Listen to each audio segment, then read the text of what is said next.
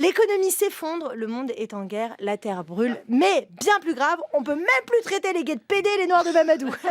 Et non, Jarry, on ne peut plus. Non mais c'est vrai que c'était quand même mieux quand les minorités fermaient leur gueule. Maintenant, on est obligé de leur donner la parole sur le service public. Mais bon, une minute, hein, pas plus, n'est-ce pas mon Pierrot? Faut pas déconner non plus. Mon oncle m'a même dit, avec le wokisme, bientôt on va avoir honte de dire qu'on est hétéro. Alors, personnellement, j'ai déjà honte. Hein. Quand je dois m'agenouiller après un match de Ligue des Champions, le PSG perd au pénos, Leonardi perd au pénis. Ah non, l'hétérosexualité n'est pas un choix, ça je peux vous l'assurer. Mais c'est vrai qu'on peut se demander si la masculinité est en crise. La dernière fois, je prenais un verre avec mon collègue homme mieux payé que moi. Oui, Cyril, on se parle entre nous. Il revenait d'une partie de golf et il m'a dit « Tu te rends compte, Marine, mon neveu pense qu'il est une fille. Du coup, je lui ai acheté un déguisement de la patte patrouille. » J'étais là « Mais tu as bien fait, Mathieu Noël. Après tout, il vaut mieux que le gamin se prenne pour un chien flic qu'une femme. Hein, ça ouvre plus de portes et c'est pas faute de m'être souvent mise à quatre pattes. Pourtant, les mentalités changent.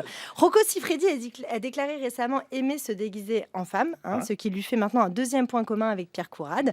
Le premier étant la longueur de leur voyage. Après, on a aussi Thibaut InShape, qui dans les studios de France Inter il y a une semaine a dit « Je ne suis pas un mal alpha, j'ai des faiblesses. J'ai pleuré le week-end dernier à l'enterrement de mon grand-père. » Il a dit ça. Et Thibaut aurait même précisé hors antenne « Je ne suis pas raciste, j'ai un pote noir. » Ah non, pardon, on m'indique dans l'oreillette qu'il s'agissait de Nawel Madani. Alors, masculinité en crise, je vais plus avoir de potes dans le milieu.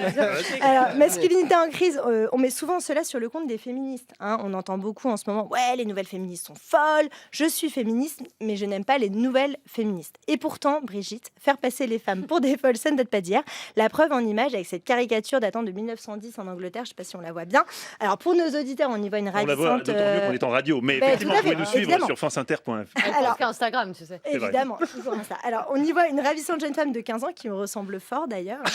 Elle a un peu moins de poitrine que moi, et qui finit à ses 50 ans par ressembler à Quentin Lui après une journée de micro-trottoir.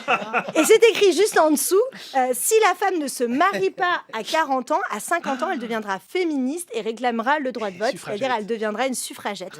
Alors, qui sait, peut-être même qu'un jour les femmes réclameront un orgasme de temps en temps, mais pour ça, on prie encore le Père Noël. Merci beaucoup. L'économie s'effondre, le monde est en guerre, la terre brûle. Mais bien plus grave, on peut même plus traiter les gays de PD et les noirs de Mamadou. Et non, Jarry, on ne peut plus. Non mais c'est vrai que c'était quand même mieux quand les minorités fermaient leur gueule. Maintenant, on est obligé de leur donner la parole sur le service public. Mais bon, une minute, hein, pas plus, n'est-ce pas mon Pierrot? Faut pas déconner non plus. Mon oncle m'a même dit, avec